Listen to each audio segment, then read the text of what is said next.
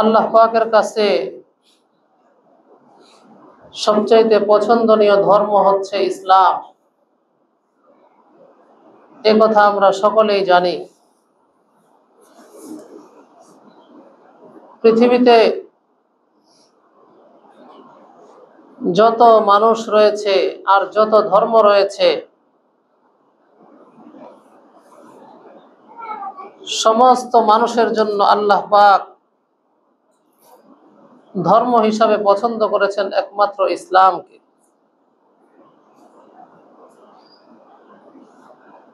আমাদের সৃষ্টিকর্তা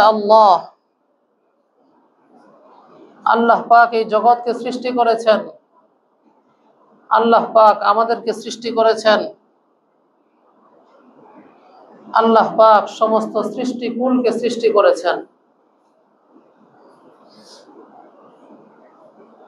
আমাদের আদি পিতা হযরত আদম আলাইহিস সালাতু ওয়াস সালাম থেকে শুরু করে কিয়ামত পর্যন্ত যত মানুষ আসবে, সমস্ত মানুষের জন্য আল্লাহ পাক ধর্ম হিসাবে নির্বাচন করেছেন একমাত্র ইসলামকে।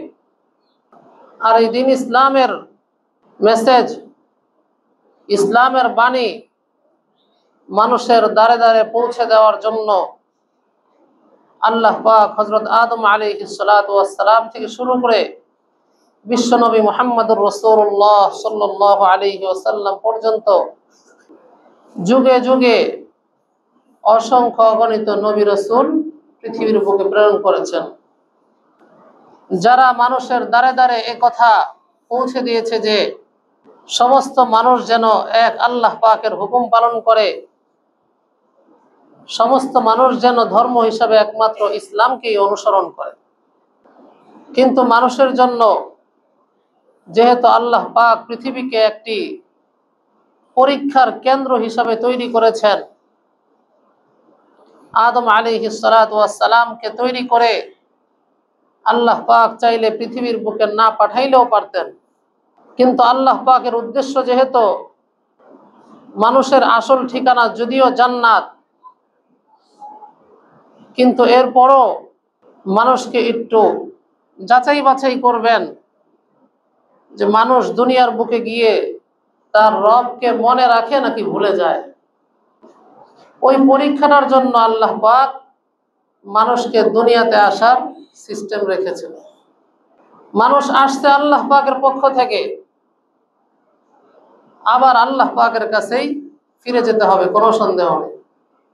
তো আল্লাহ পাক যেহেতু ইমতিহান নিবেন, পরীক্ষা নিবেন, এজন্য আল্লাহ পাক শয়তান এবং নফস এই দুইটিকে মানুষের শত্রু হিসাবে সামনে রেখেছেন। ইমতিহানটা হবে এই দুইয়ের মাধ্যমে, শয়তানের মাধ্যমে এবং নফসের মাধ্যমে।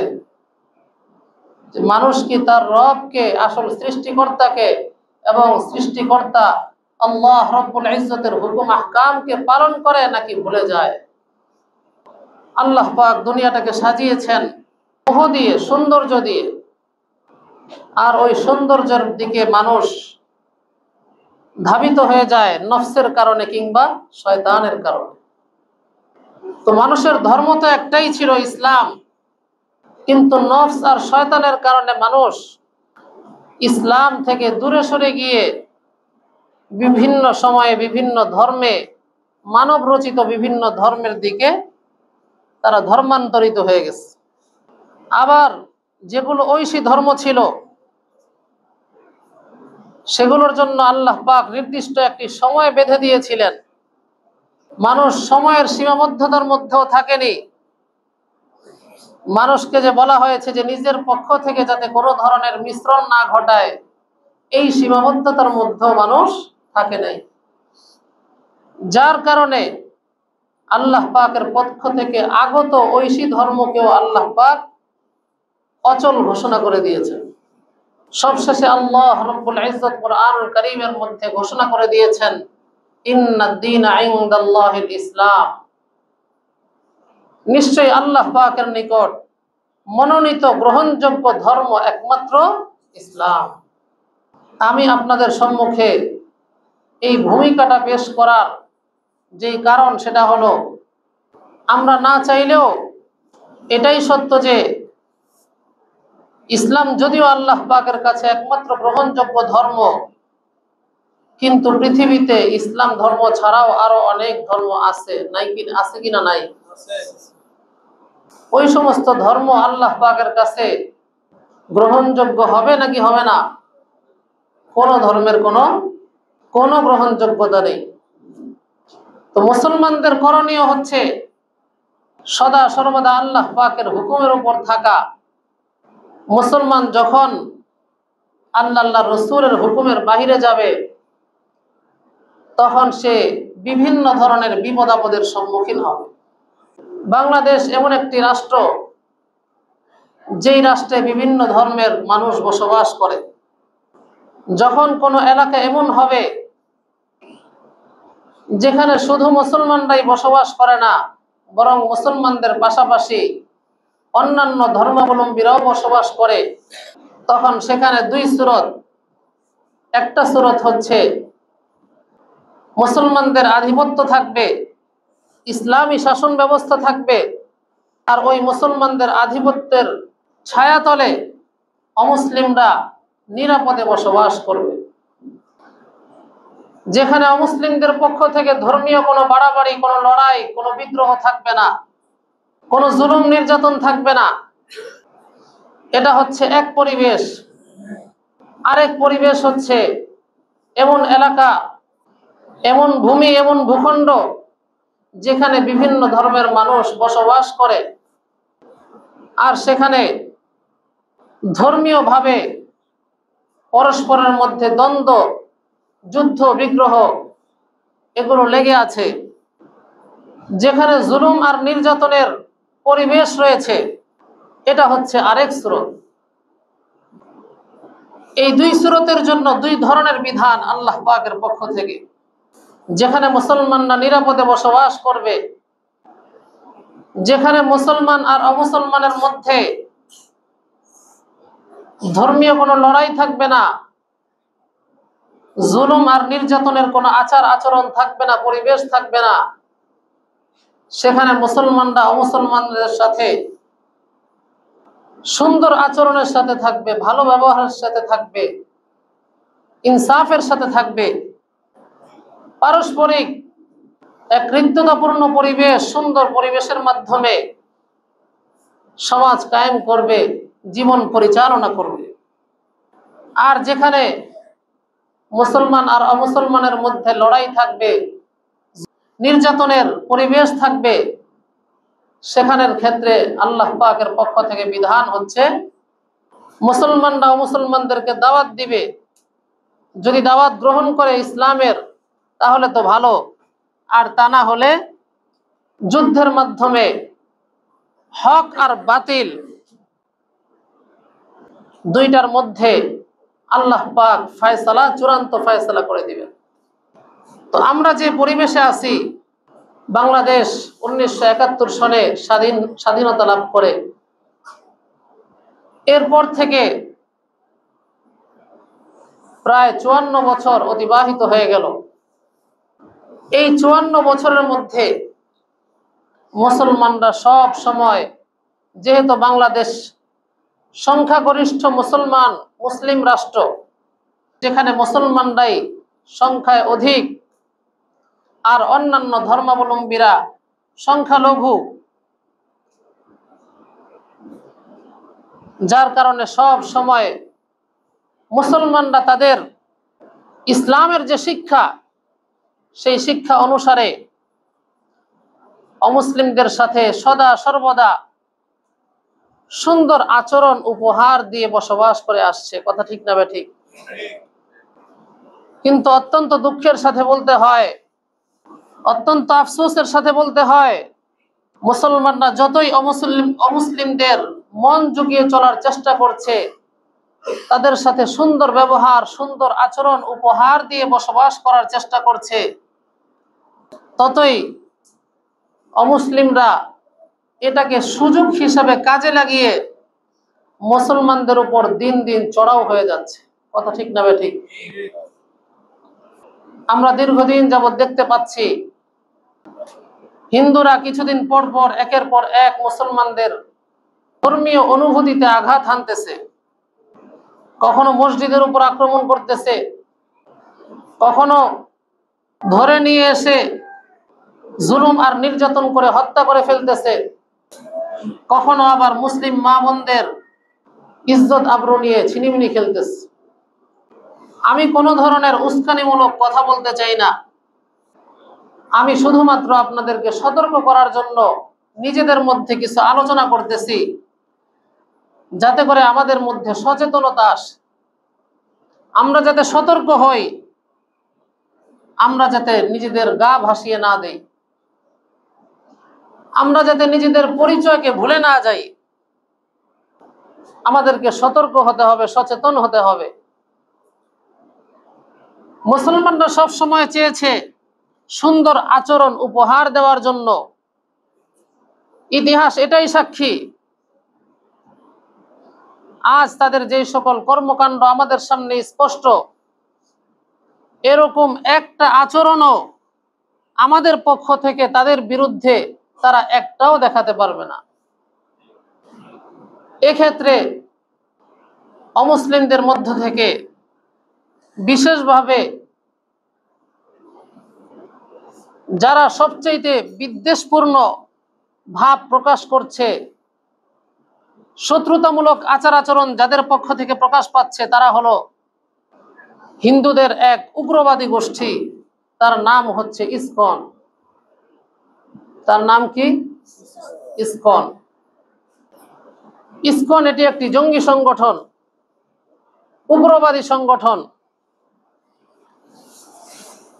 এর পরিচয় আপনারা ইন্টারনেটে সার্চ দিলেও পাবেন। এটার প্রতিষ্ঠা হয়েছিল 1966 সালে এবং এটা প্রতিষ্ঠা লাভ করে বিদেশে, বাংলাদেশেও না, ভারতেও না, নিউ ইয়র্কে এর প্রতিষ্ঠা হয় সম্ভবত 1966 সালের 18 জুলাই। তাদের উদ্দেশ্য হলো এই সংগঠনটা সারা পৃথিবী জুড়ে কাজ করতেছে। বিশেষভাবে ভারতের মধ্যে মুসলিম নিধন এই অপকর্মটা যারা চালাচ্ছে তারা হচ্ছে ইসকন। সারা পৃথিবী জুড়ে তাদের 800-র চেয়েও বেশি প্রধান মন্দির রয়েছে। মন্দির তো অনেক আছে, কিন্তু প্রধান মন্দির রয়েছে 800-র চেয়েও বেশি, যেখান থেকে ইসকনদের মিশন পরিচালিত হয়। তাদের একটাই টার্গেট, যে মুসলমানদেরকে কিভাবে শেষ করা যায়, মুসলমানদেরকে কিভাবে চিরতরে নিঃশেষ করে আবার বাংলাদেশকে শেষ করে অখণ্ড ভারতে পরিণত করা যায়। তো আমরা যতই তাদের প্রতি সদয় আচরণ প্রকাশ করি না কেন, আল্লাহ পাকের ঘোষণা তো কোনোদিন মিথ্যা হতে পারে না। সব শেষে আল্লাহ পাকের হুকুমই আমাদের ক্ষেত্রে সত্য হিসাবে প্রকাশিত হয়েছে। আল্লাহ পাক সেই 1400 বছর আগে রাসূল পাক সাল্লাল্লাহু আলাইহি ওয়াসাল্লামকে সম্বোধন করে বলেছিলেন, লাতাজিদান্না আশাদ্দান নাসি আদাওয়াতাল লিল্লাযিনা আমানুল ইয়াহুদা ওয়াল্লাযিনা আশরাকু।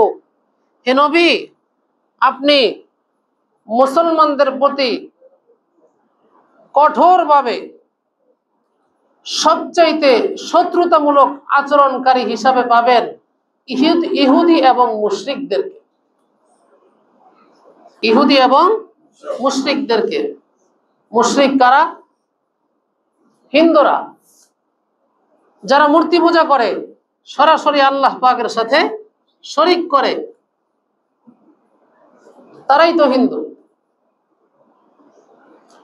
তো আল্লাহ পাক আমাদেরকে সেই 1400-1500 বছর আগে জানিয়ে দিয়েছেন, নবীজিকে সম্বোধন করে বলে দিয়েছিলেন যে দেখো, মুমিনদের প্রতি মুমিনরা যতই ভালো আচরণ করুক না কেন, যতই সুন্দর আচরণ করুক না কেন, যতই তাদের সাথে বন্ধুত্ব স্বরূপ আচরণ প্রকাশ করুক না কেন, মনে রাখবে তাদের ভিতরে বিদ্বেষে ভরা, তাদের ভিতরে শত্রুতায় ভরা।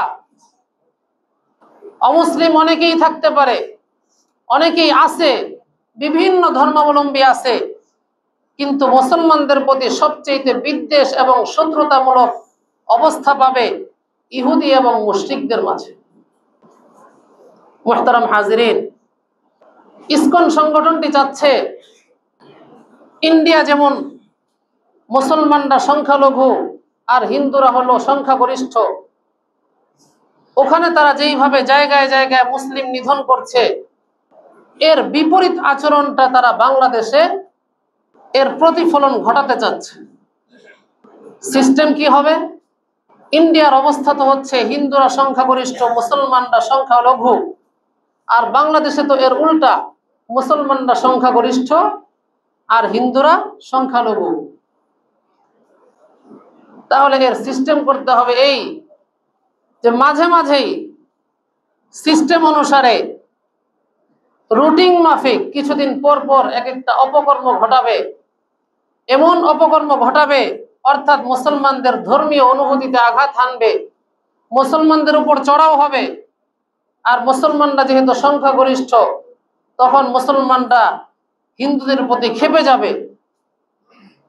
এর মাধ্যমে এক বিরাট বিশৃঙ্খলা সৃষ্টি হয়ে যাবে।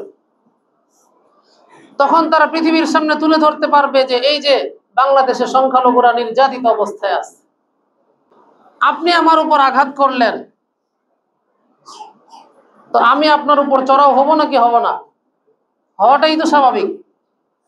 মিডিয়ার মধ্যে প্রকাশ পাবে আপনি যে আমার উপর আঘাত করছেন, প্রথমে ওইটা প্রকাশ পাবে না, আমি যখন পরবর্তীতে আপনার উপর চড়াও হব সেটা সারা পৃথিবীবাসীকে ঘুরিয়ে ঘুরিয়ে দেখাবে। তো মুশরিকরা যে আমাদের সবচেয়ে বড় শত্রু, এটা ইতিহাস সাক্ষী, শুধু বর্তমান না, একদম অতীত জমানা থেকে। আল্লাহ রাসূল সাল্লাল্লাহু আলাইহি ওয়াসাল্লামের জমানার দিকে লক্ষ্য করেন। একদিকে আল্লাহ রাসূল সাল্লাল্লাহু আলাইহি ওয়াসাল্লাম আর তার সাথে গুটি কিছু সাহাবী মক্কার মুশরিকরা মুসলমানদের উপর চতুর্দিক থেকে নির্যাতনের স্টিম রোলার চালাচ্ছে, নির্যাতন করতে করতে করতে করতে অতিষ্ঠ বানিয়ে ফেলছে। পরিশেষে তারা অতিষ্ঠ হয়ে হাবশায় হিজরত করার সিদ্ধান্ত গ্রহণ করলো। বেশ কিছু মুসলমান হাবশায় হিজরত করলো। হাবশায় হিজরত করার পরে সেখানে হাবশার বাদশা নাজ্জাশী সে তাদের প্রতি সদয় আচরণ প্রকাশ করলো। শুধু তাই না, বরং হাবশার যে অধিবাসী ছিল তারাও তাদের প্রতি সহানুভূতিপূর্ণ আচরণ, সম্মানমূলক আচরণ প্রকাশ করতে থাকলো। কিন্তু মক্কার মুশরিকরা কি করলো? ওরা শুধু মক্কার মধ্যে জুলুম আর নির্যাতন করেই ক্ষান্ত হলো না, ওরা সেই হাবশায় তাদের প্রতিনিধি দল পাঠালো এই মর্মে যে একটা প্রতিনিধি দল বাদশা নাজ্জাশীর নিকট উপহার সামগ্রী নিয়ে উপস্থিত হলো। আর তাদের দাবি এই কথা প্রকাশ করলো যে আপনার দেশে যে সকল মুসলমানরা শরণার্থী হয়েছে, যারা এসে আপনার দেশে আশ্রয় গ্রহণ করেছে, তাদেরকে আপনি আপনার দেশ থেকে বিতাড়িত করে দেন, মক্কায় ফেরত পাঠিয়ে দেন। এই কথা শুনে বাদশা নাজ্জাশী মুসলমানদেরকে ডেকে পাঠালো। তারপর তাদের কাছ থেকে তাদের বক্তব্য শুনলো। তাদের বক্তব্য শুনে বাদশা নাজ্জাশীর কাছে মনে হলো যে আসলে ইসলামটাই প্রকৃত ধর্ম, আর তারা তো আসলে অপরাধী না, বরং তারা মাজলুম। তাদেরকে এই দেশে আশ্রয় দেওয়া, আমার দেশে আশ্রয় দেওয়া, এটা তো আসলে নৈতিক দায়িত্ব। পরিশেষে বাদশা নাজ্জাশী ওই মুশরিকদের পক্ষ থেকে প্রতিনিধি দল যে উপঢৌকন উপহার সামগ্রী নিয়ে গিয়েছিল সেগুলোকেও ফেরত পাঠিয়ে দিল। এই ছিল 1450 বছর আগের অবস্থা। আর বর্তমানের অবস্থা, আপনারা সকলেই জানেন 2024-এর এপ্রিল মাসে ফরিদপুরের মধুখালীতে একটা ঘটনা ঘটেছিল, আপনারা সকলেই জানেন মনে হয়। 7 জন যুবককে, মুসলমানদের 7 জন যুবককে, 7 জন মুসলিম যুবককে তাদের মন্দিরে ডেকে এনে চরমভাবে নির্যাতন করেছে, লাঠি দিয়ে পিটিয়েছে, কেউ কেউ ছুরি দিয়েও আঘাত করেছে, এমন বেধড়ক মারপিট করেছে। একজনের বয়স ছিল 15 বছর, আরেকজনের বয়স ছিল 21 বছর ওই 7 জনের মধ্য থেকে, এবং দুজনেই হাফেজে কোরআন ছিল। তাদেরকে সন্দেহ করে, তাদের অপরাধ কি, তাদের সন্দেহ হয়েছে, সুনিশ্চিত কোনো অন্যায় তারা প্রমাণ করতে পারে নাই, কারণ এটা তো তাদের দুরভিসন্ধি, তাদের এটা ফন্দি, চক্রান্ত, ষড়যন্ত্র। তো সন্দেহভাজন 7 জনকে ধরে এনে পিটিয়ে দুজনকে তো একদম অন দ্য স্পট ডেড, মারতে মারতে শেষ করে ফেলছে। এরপর বাংলাদেশের তাদের একটা সংগঠন আছে, বাংলাদেশ জাতীয় হিন্দু মহাজোট। ওই হিন্দু মহাজোটের সিলেট বিভাগীয় সাংগঠনিক সম্পাদক সুমন মহন্ত, সে তার ফেসবুকে স্ট্যাটাস দিল যে 4 জনকে, মুসলমানদের 4 জনকে খতম করে দেওয়া হয়েছে। ফরিদপুর দিয়ে শুরু, তারা কাউকে ভয় পায় না, জয় শ্রীরাম, এই জাতীয় বক্তব্য দিয়ে স্ট্যাটাস দিল। এরপর যদিও তাকে আইনের আশ্রয় নেওয়া হয়েছে, কিন্তু তার দ্বারা কি তারা শুধরে গেছে সবাই? এটা তাদের আসল রূপ, এটা তাদের প্রকৃত রূপ, একটা মাত্র রূপ। এরপর 2014 সালে স্বামীবাগে তারাবির নামাজ পড়তে যাওয়ার সময় কিছু মুসল্লিদেরকে বাধা দিল। সেখানে হিন্দু মুসলিমের মধ্যে সংঘর্ষ হয়ে অনেকে হতাহতর শিকার হলো।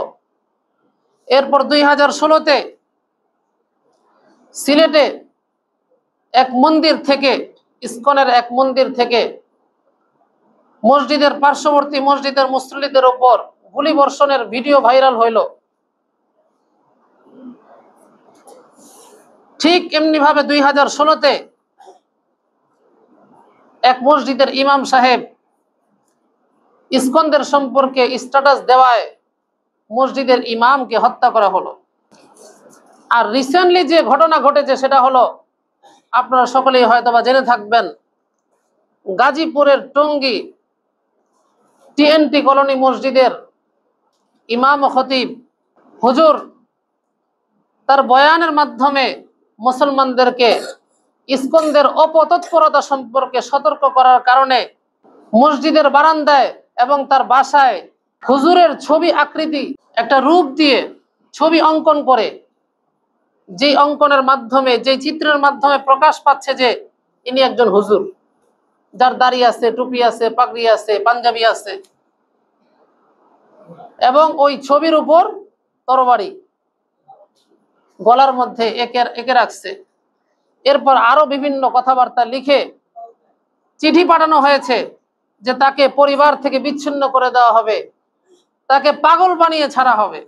কিছুদিন পরেই তাকে অপহরণ করা হলো। এরপর অবশেষে প্রশাসনের লোক সেই বাংলাদেশের বর্ডার অঞ্চল থেকে তাকে খুঁজে পেল। এরপর তাকে হসপিটালে ভর্তি করা হলো। এই খবর আপনারা শুনছেন বা দেখছেন কিনা? অনেকে হয়তো দেখেছেন বা শুনেছেন, অনেকে হয়তো বা জানেন না। এরপর তাদের আরেকটা ফাঁদ হচ্ছে ভাগোয়া লাভ ট্রাপ। এটা তাদের মিশনের অন্যতম একটা মিশন, যেই মিশনের মাধ্যমে তারা মুসলিম নারীদেরকে তাদের মিষ্টি কথায় আকর্ষিত করে ধর্মান্তরিত করছে, তাদের ইজ্জত লুণ্ঠন করছে, প্রেমের সম্পর্ক করে তাদের ঈমান আমলকে বিনষ্ট করছে, তাদের দুনিয়া এবং আখিরাত উভয়টাকেই শেষ করে দিতেছে। এজন্য আমি প্রাথমিকভাবে কথা অনেক, সব যে আমি কোত্থেকে বলেছি এটা আপনাদের অনেকের কৌতূহল থাকতে পারে। তো আপনারা পেপার পত্রিকা এবং মিডিয়ার দিকে নজর রাখবেন, ইনশাআল্লাহ আশা করি সব তথ্য একদম গোড়ার জায়গা থেকে পেয়ে যাবেন। তো আমি আপনাদের নিকট প্রাথমিক যে অনুরোধ করব সেটা হলো, আমাদের মুসলিম মা বোনদের, বিশেষভাবে যুবক তরুণ তরুণীদেরকে সতর্ক করতে হবে, আমাদের ঈমান এবং আকীদাকে মজবুত করতে হবে। আমরা অল্প কথায় গলে যাই, মিষ্টি কথায় গলে যাই, বিভিন্ন প্রলোভন দেখায়, তখন আমরা প্রেমের ফাঁদে পড়ে আমাদের দুনিয়া এবং আখিরাত উভয়টাকে বিসর্জন দিয়ে দিই। তো এক নাম্বার, আমাদের ঈমান আকীদা এর প্রতি মনোযোগ দিতে হবে, আমাদের ঈমান আকীদাকে মজবুত করতে হবে এবং মসজিদ মাদ্রাসা কেন্দ্রিক ব্যবস্থা গ্রহণ করতে হবে। 3 নাম্বার, আইনি পদক্ষেপ নিতে হবে। 4 নাম্বার, মিডিয়ার প্রতিও সজাগ দৃষ্টি রাখতে হবে। এই কয়েকটা প্রাথমিক কথা বললাম, আরো অনেকগুলো করণীয় রয়েছে, ইনশাআল্লাহ ভবিষ্যতে যদি কখনো তৌফিক হয় আলোচনা করব। সকলের নিকট আরজ রাখবো, মেহেরবানি করে আপনি আপনার ঈমানের উপর অটল অবিচল থাকার হিম্মত করুন এবং নিজের পরিবার পরিজনের প্রতি সজাগ দৃষ্টি রাখেন। আসলে মুসলমানদের শিক্ষা তো সবার আগে কোরআন ও হাদিসের শিক্ষা। আপনি স্কুল কলেজ ভার্সিটি, এই শিক্ষা ব্যবস্থা তো আসলে আল্লাহ রাসূলের পক্ষ থেকে আসে নাই, এটা তো অমুসলিমদের পক্ষ থেকে আসছে। তারপরও আমরা দুনিয়ার প্রয়োজন হিসাবে ছেলে মেয়েদেরকে, সন্তানদেরকে ডাক্তার, ইঞ্জিনিয়ার, অনেক কিছু বানানোর স্বপ্ন দেখি। তো এতে তো সমস্যা নাই, যদি আপনার মধ্যে কোরআন ও হাদিসের জ্ঞান পরিপূর্ণরূপে যথাযথভাবে থাকার পর আপনি যদি স্কুল কলেজ ভার্সিটিতে পড়িয়ে ডাক্তার ইঞ্জিনিয়ার বানান, তো বানান, সমস্যা নাই। কিন্তু সমস্যা হচ্ছে আমাদের তো আসলটাকে আমরা বিসর্জন দিয়ে নকলটার পিছনে দৌড়াই। আমি একজন মুসলমান হিসাবে আমার মধ্যে কোরআন ও হাদিসের যথাযথ শিক্ষা নাই, ঈমান ও আমলের শিক্ষা নাই, কিন্তু আমার স্বপ্ন হলো সন্তানকে ডাক্তার বানাবো, ইঞ্জিনিয়ার বানাবো। আর ওই কলেজ ভার্সিটিতে পড়তে গিয়ে যেখানে কোনো ইসলামিক পরিবেশ নাই, যেখানে হিন্দু মুসলিম বলে বিশেষ কোনো পরিচয়ের পার্থক্য নাই।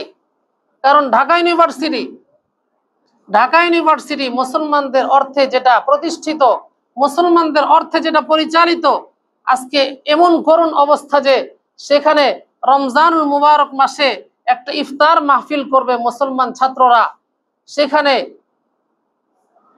ধর্মের দোহাই দিয়ে সাম্প্রদায়িকতার কথা বলে সেই ইফতার মাহফিলকে বন্ধ করে দেওয়া হয়। অথচ সেই একই ঢাকা ইউনিভার্সিটিতে হিন্দুরা হাতে তলোয়ার নিয়ে মোহরা দেয়, অথচ তাদেরকে কোনো ধরনের বাধা দেওয়া হয় না। এই হচ্ছে আমাদের বর্তমান অবস্থা। তো আল্লাহ পাক আমাদের এই ভাঙা ভাঙা কথাগুলো থেকে সঠিক মেসেজটা বুঝার তৌফিক দান করুন। আমিন। ওয়া আখিরু দাওয়ানা আলহামদুলিল্লাহি রাব্বিল আলামিন।